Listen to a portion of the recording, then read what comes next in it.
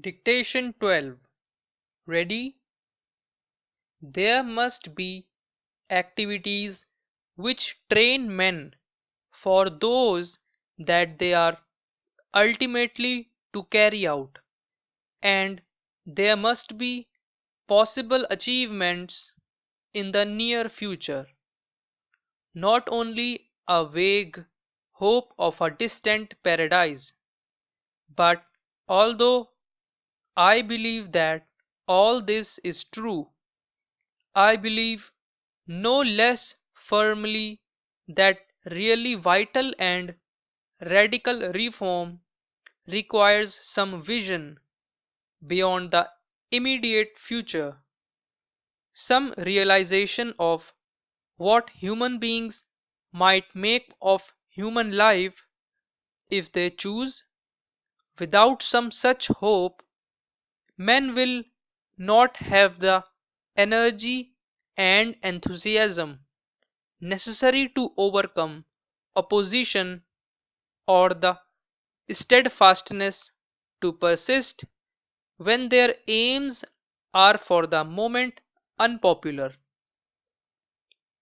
Every man who has really sincere desire for any great amelioration in the conditions of life has first to face ridicule, then persecution, then cajolery and attempts at subtle corruption.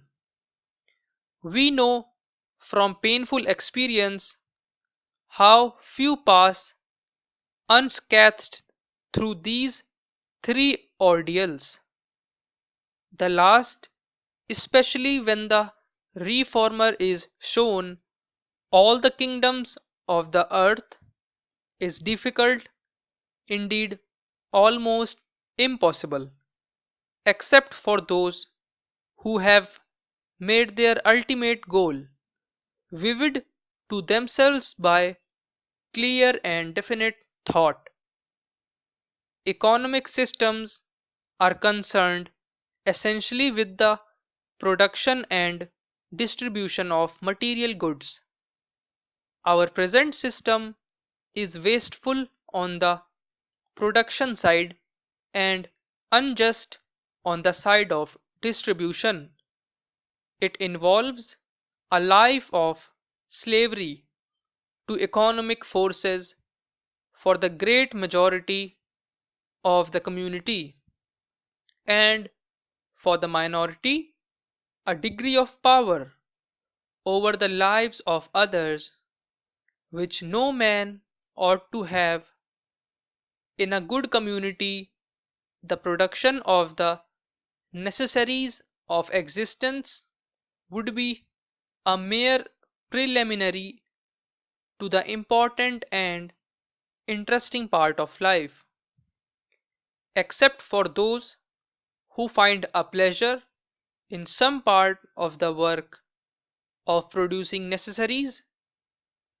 It is not in the least necessary that economic needs should dominate man as they do at present.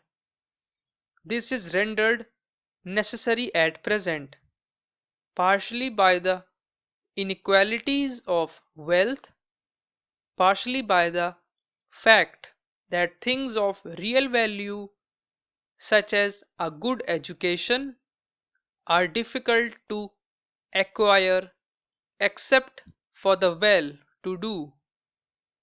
Private ownership of land and capital is not defensible on grounds of justice or on the ground that is an economical way of producing what the community needs.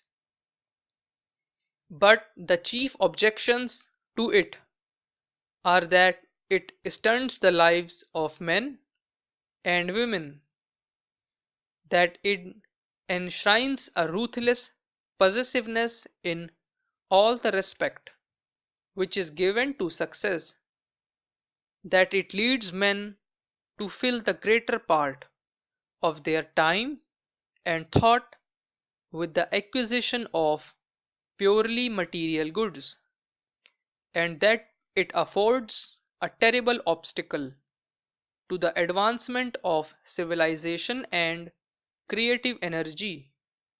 The approach to a system free from these evils need not be sudden. It is perfectly possible to proceed step by step towards economic freedom and industrial self government. It is not true that there is any outward difficulty in creating the kind of institutions that we have been considering. If organized labor wishes to create them, nothing could stand in its way.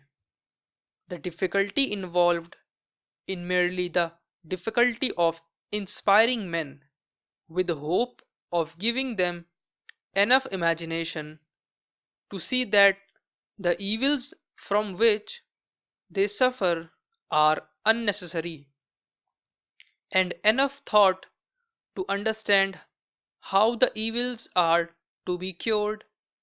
This is a difficulty which can be overcome by time and energy, but it will not be overcome if the leaders of organized labor have no breadth of outlook, no vision, no hopes beyond some slight superficial improvement within the framework of the existing system. Revolutionary action may be unnecessary, but revolutionary thought is indispensable, and as the outcome of thought, a rational and constructive hope. In its early days, socialism was a revolutionary movement of which the object was the liberation of the wage earning classes and the establishment of freedom and justice. The passage from capitalism to the new regime was to be sudden and violent. Capitalists were to be expropriated without compensation, and their power was not to be replaced by any new authority. Gradually, a change came over the spirit of socialism. In France, socialists became members of the government and made and unmade parliamentary majorities. In Germany, social democracy grew so strong that it became impossible for it to resist the temptation to barter away some of its intransigence in return for government recognition of its claims. In England, the Fabians taught the advantage of reform as against revolution and of conciliatory bargaining as against irreconcilable antagonism. The method of gradual reform has many merits as compared to the method of revolution, and I have no wish to preach revolution, but gradual reform has certain dangers, to wit, the ownership or control of business hitherto in private hands, and by encouraging legislative interference for the benefit of various sections of the wage earning classes. I think it is at least doubtful whether such measures do anything at all to contribute toward the ideals which inspired the early socialists and still inspire the great majority of those who advocate some form of socialism. Finished.